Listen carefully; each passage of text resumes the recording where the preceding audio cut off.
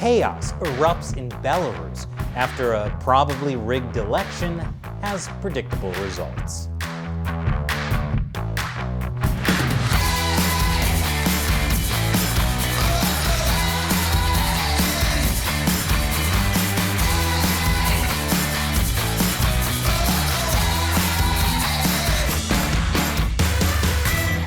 Welcome back to America Uncovered. I'm Chris Chappell.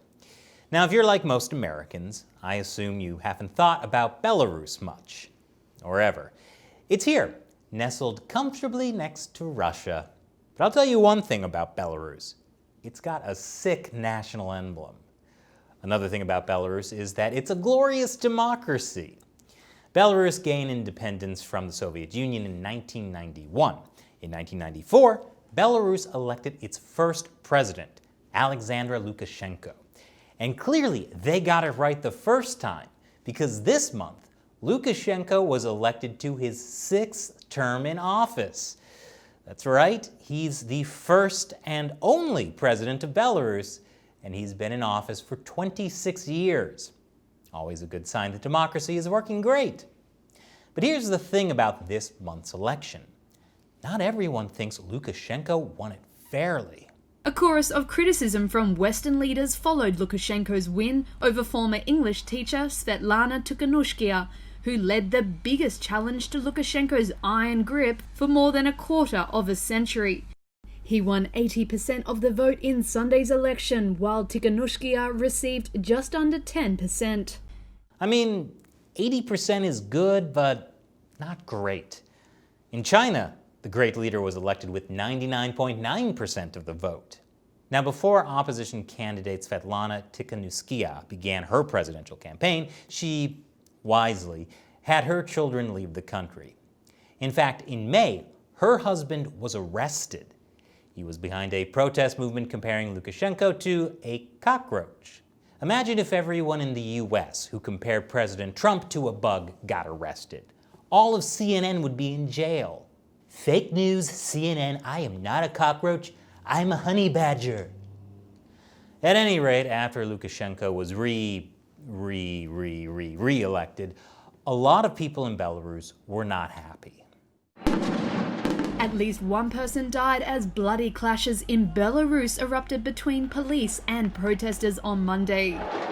People took to the street in the capital, Minsk, for a second night after the opposition accused President Alexander Lukashenko on rigging his re-election.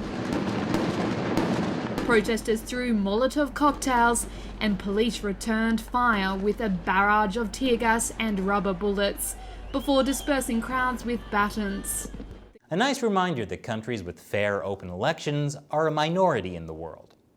And after the election, Tikhanouskaya has also, wisely, decided to leave Belarus herself. Belarusian opposition leader Svetlana Tikhanouskaya has left the country after 2 nights of violent clashes following the contested re-election of President Alexander Lukashenko. She's joined her children in neighbouring Lithuania, where they moved during campaigning. I mean, I don't really know who would blame her. Opposition leaders typically don't fare so well in countries with presidents for life. There have long been concerns over the fairness of Belarus's election process because it's controlled by the Lukashenko administration without independent oversight. Over 5 nights before the main polling day, the ballot boxes are completely unsupervised. And a few days ago, this video came out which shows a woman from the Election Commission climbing out of the window of a polling station in Minsk. Allegedly, she's carrying a bag of voting slips. I have a suggestion. Why don't you just wait until nightfall? Then you can take the stairs. But at any rate, the international community is not too pleased with how the election went. Germany has called for the European Union to discuss sanctions on Belarus, and neighbouring Poland has called for a special EU summit on the former Soviet country. Foreign observers have not judged an election to be free and fair in Belarus since 1995. Meanwhile, Russia congratulated Lukashenko on his win. Now, Russia had previously been Belarus's biggest ally, but things have gotten touchier in the last few years. In the end, though, Russia has its own president for life, and you know what they say, presidents for life have to stick together, which explains why Chinese leader Xi Jinping also congratulated Lukashenko. And what about the US? with its own potential president for life. It turns out the Trump administration is not happy with the election. Secretary of State Mike Pompeo said the U.S. was deeply concerned about the election, which was not free and fair. The U.S. has had a fraught relationship with Belarus. Back in 1996, Lukashenko dissolved the parliament. When the U.S. criticized him, he temporarily expelled the U.S. ambassador. After a previous rigged election in 2006, the United States implemented travel restrictions and targeted financial sanctions on 9 state-owned entities and 16 individuals, including Lukashenko. And in 2008, both sides recalled their ambassadors, and Belarus ended up expelling most U.S. diplomats in the country. Meanwhile, the U.S. intensified sanctions on Belarus as human rights got worse. But in 2015, things actually got better. Belarus released some political prisoners. In response, the United States provided limited sanctions relief, suspending sanctions on state-owned entities. And back in February, Pompeo actually traveled to Belarus, the first high-level U.S. official to go there in more than 20 years. And the U.S. was set to send an ambassador to Belarus for the first time in more than a decade. But now, with the continuing crackdown on protesters, it's unclear if that will actually happen. Here's what Pompeo had to say about Belarus during his visit to the Czech Republic this week. We want the people of Belarus to have the freedoms that they're demanding, that they think are in their best interests. We watch the protests. We urge that the nonviolent protesters be protected and not harmed.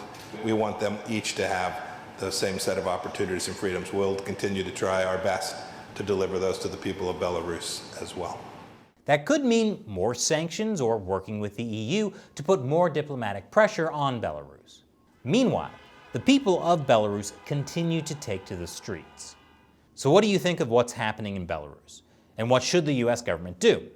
Let me know what you think in the comments below. And by the way, showing the protest footage in this episode probably got us demonetized by YouTube. That's why we rely mainly on viewer support to keep America Uncovered going. Please visit patreon.com/AmericaUncovered and learn how you can help for as little as $1 an episode. Once again, I'm Chris Chappell. See you next time.